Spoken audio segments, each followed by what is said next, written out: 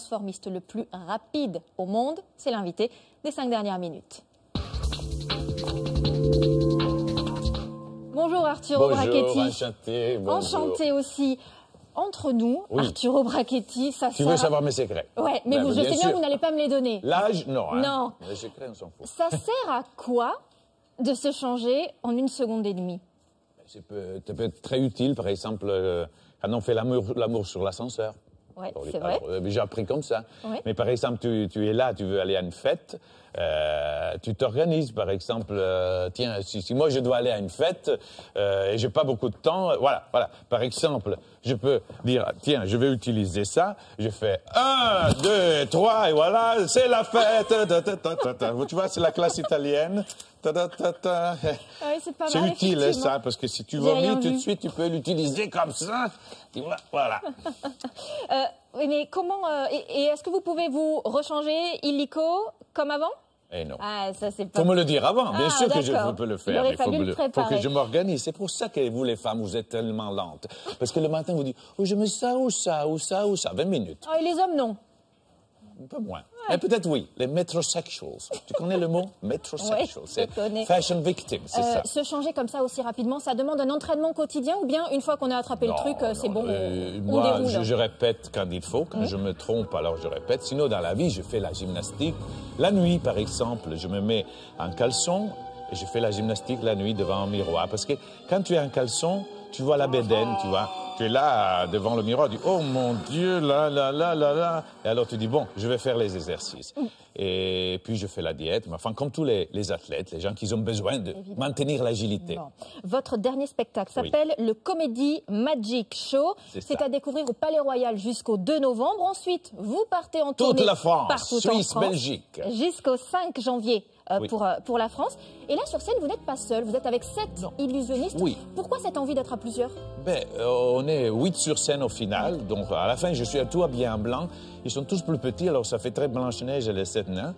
Mais j'avais envie de faire une espèce de Brachetti and Friends, de partager la scène avec les autres, parce que c'est un spectacle sur la magie. Mais la magie, avec des différentes branches. Alors moi, je ne peux pas tout faire. Je ne fais pas du mentalisme, je me pends pas à l'envers. Pour me libérer du chemin de force, alors que mes collègues, oui, sont collègues extraordinaires, français, canadiens, italiens. Alors, c'est un peu toute la panoplie, l'éventail de la magie qu'on voit sur scène. Et bien sûr, je me transforme, je fais des numéros nouveaux, je dessine avec le sable et je fais le maître de cérémonie. Vous l'avez dit, vous avez parlé de mentalisme. Oui. C'est un peu le truc à la mode, le mentalisme. On a vu le succès de Mesmer. Oui, la magie, tous les fois qu'il y a un peu de crise et les gens ont besoin de rêver, la magie retourne à la mode. C'est un besoin atavique, un besoin qu'on a dans notre DNA de rêver, d'imaginer qu'il y a des mondes parallèles qui nous consolent. Et le mentalisme, ça fait partie de ça. Bien sûr, c'est de la physique, c'est... Je ne veux pas dire c'est des trucs, parce que c'est le mauvais mot, ce truc. C'est pas de la vraie parapsychologie, mais c'est manipulation de la réalité. Le succès de la magie, est-ce que c'est pas aussi le fait que dans la magie, on voit un autre faire ce que soi, on ne sait pas faire. Bien sûr, ça fait partie des fantasmes qu'on a. Oh, je suis sûr qu'il y a quelqu'un à la maison qui aimerait bien se changer en vitesse pour s'échapper, je sais pas, à l'amant ou le mari qui arrive, par exemple, ou être à la place de je sais pas, de Obama pendant une journée, ou de Laetitia Casta.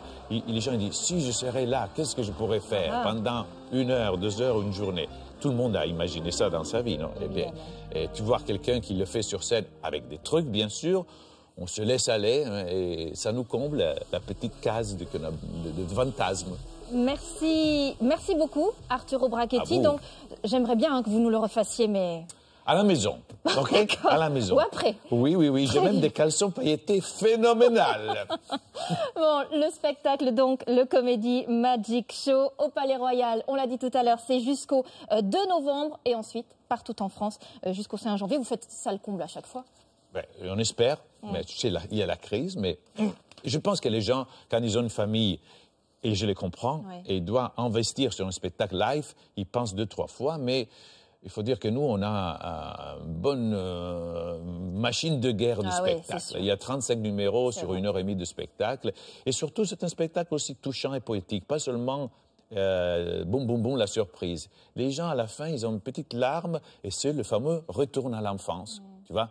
Moi, c'est un retour quotidien, parce que habillé comme ça et avec la couette de Tintin. C'est pas faux. Oui, c'est ça. Faux. Mais c'est pratique, elle resterait toute la nuit. Hein. Avec le gel Viagra, c'est pas un problème. On ne viendra pas contrôler. Merci beaucoup, Arturo Brachetti. C'est la fin de cette édition. Merci à vous de l'avoir suivi.